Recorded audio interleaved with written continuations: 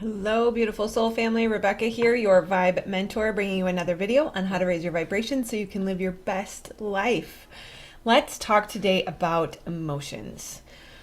Boy, isn't that a sticky subject? We have been the survivors of many generations of suppressed emotions, and they seemingly were deemed the enemy. And at what point and for what reason, I cannot tell you. I wish I could find that. When did we start to suppress emotions? It's very fascinating to me because emotions are our guidance system and emotions are the source of our creation. So, at what point was it decided that to feel an emotion was bad and wrong?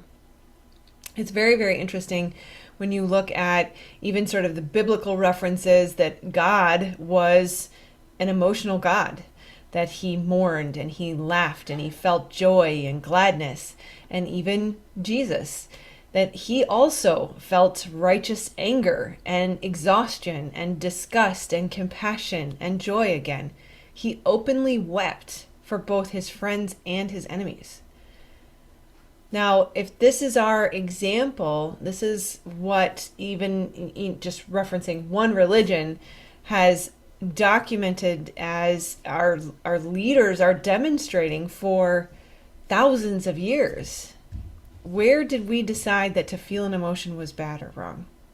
So we're going to set that aside. Let's just talk about the fact that we have to, if we are going to survive as a society, as a collective whole in the human race on planet Earth, if we are going to survive, we must embrace our emotions. And I am all about thriving, not just surviving. So if we are going to thrive, we need to understand our vehicle, this body and mind and soul relationship that we have been handed or incarnated into requires that we understand how to drive the vehicle that we're sitting in. The body, emotions are the language of the body. The body is the vehicle for us in this experience. It allows us to sense and feel and experience things that we would not be able to as a soul. And emotions are a critical component of that. We are here to express, we are here to feel, we are here to experience. And without emotions, without the body, we can't do that. So we need to sort of reframe. I would like to, I want to try to stop saying we need to. It is a choice, and it is a beneficial, it would behoove you, to use a more complex word, to understand your emotions, to embrace them, to see them as sort of the foundation of our experience here, the foundation of your ability to manifest, the foundation of your ability to enjoy this experience.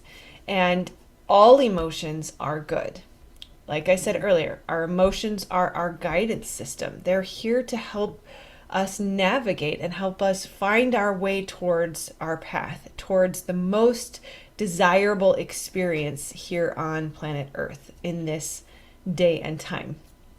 So also think of emotion as energy in motion. When we feel stuck, when we feel stagnant, heavy, dense energy, that is stuck emotion in the body.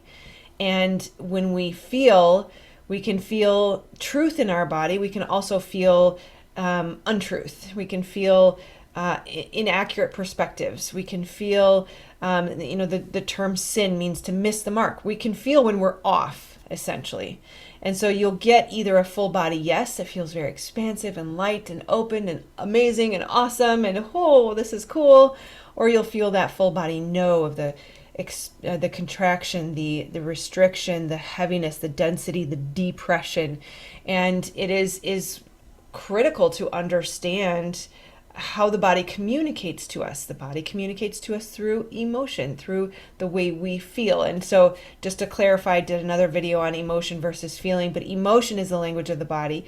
Emotion comes through the body before the brain has identified a meaning or labeled the emotion, which turns it into feeling. So if I feel angry, it's because I felt the aggression move through my body, and I determined that it was because of this external person who had upset me. So it's the story I tell myself about the external stimuli that takes an emotion and turns it into a feeling. So emotions are our frequency. They are our vibration. They are our source of creation. So as you think a thought, your body is flooded with hormones, chemicals. If you think a negative thought, if you have a scary thought, your body's going to be flooded with adrenaline and hormones, cortisol, things that are designed to get you out of that situation. So in the case of anger or frustration or even depression, these are designed to show you something's wrong here and something needs to be done about it. So what happens is the brain floods the body with those stress hormones, which is designed to amplify. Now, and I can clarify here that emotions can come before and after the thought, but for the sake of understanding the manifestation mechanism, we're going to speak to the thought first. So the thought comes, the chemicals flood the body feels the emotion. That is your frequency and your vibration.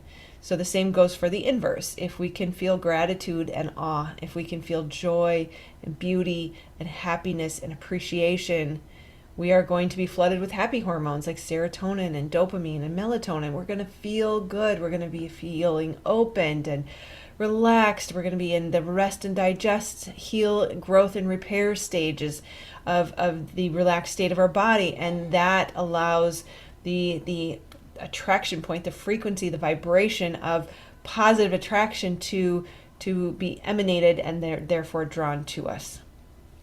So can you understand, after kind of going through all of that, how unfortunate it is that we have a belief that to have an emotion or even a feeling is bad and wrong? That there is only one thing that you can attract if you are suppressing emotion, and that is lack. I should not feel anger. I should not feel frustration. I should not feel deprived. I should not feel sad. I should not feel depressed. I should not feel unfulfilled. I should not feel a desire for freedom. Right? The shoulds. We're pushing down, which also means we're pushing out. So we cannot allow in our abundance birthright. We cannot allow in the joy and the bliss that will inform us of what is right for us and what will lead us towards our purpose. We cannot allow anything in when we are in resistance, when we are pushing down, when we are suppressing. So look around you and know that everything in life is feedback. Everything you see, everywhere you go, everything you hear, it's all a mirror for you to help you see what is in you that is blocking you from your birthright, from the life that you were designed for, from the life of your dreams. Your desires were put on your heart for a reason by the divine to lead you towards your purpose, which will be in service of the collective whole and assist in creating heaven on earth.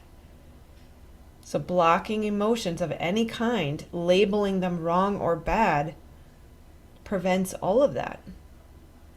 It is what keeps you stuck. So our environment is always offering clues about how to realign, how to shift your perspective. So that sin, or to miss the mark, is really just a inaccurate perspective. So if you feel that you have a thought and you have that negative emotion and you have that full body no, there's something telling you something about that isn't quite right. It doesn't mean the entire thought is bad itself, but it may mean that a word or two needs to be shifted. There needs to be a little bit of a tweak, a little bit of a pivot that needs to happen. As you dance around a room, look at how different the room can look when you stand in this corner versus that corner. Just a new perspective can be enough to shift you into your power, your ability to shift and change, your willingness to do what it takes to change your life, to get out of a relationship, to get out of a job, to get out of whatever is unhealthy for you. If you are feeling depressed or anxious or angry, those are signs that this is not right for you and you've got to make a change. And again, I just said I want to try not to tell you what you have to do, but in that case, it's not going to go away. the depression, the frustration, the anger, the anxiety, it will continue, it will persist until you fix what it is asking for you to see, shift, and change. So befriend the body, trust yourself, trust the body, trust your emotions to a certain level, knowing that the trauma brain, the trauma voice will tell you there's danger all around you, even when there's not. And in that case, if you feel that you're consistently in hypervigilance, you're consistently in anger and aggression, you're consistently in worry, fear, and anxiety, then there is trauma housed in the body and in the limbic brain that you need to relieve. And I always recommend brain spotting. I am a facilitator. I have done every modality out there. This is the number one thing that works most next to EMDR, but brain spotting is just a little bit softer.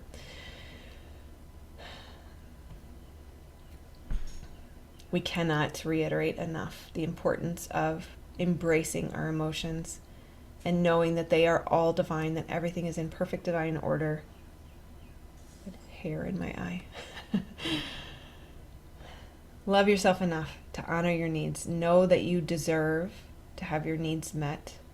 Know that you deserve to be happy. Know that you deserve all of your emotions. That life is happening for you and not to you. Your emotions are there to serve you and to keep you safe. You can switch out of that hypervigilance. You can heal the trauma. You can get that out of the way so that you can become whole and complete again. Finally stepping into your purpose and your gifts, manifesting abundance, and helping to create heaven on earth. Okay, with that, I will leave you. I love you guys very, very much. Please do like, subscribe, and share. Even just a little emoji comment would be greatly appreciated. It really helps the YouTube algorithm. Otherwise, make sure you click this button so that you're subscribed and get notified of the next videos.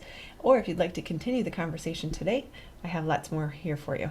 All right, take care. Namaste, my friends.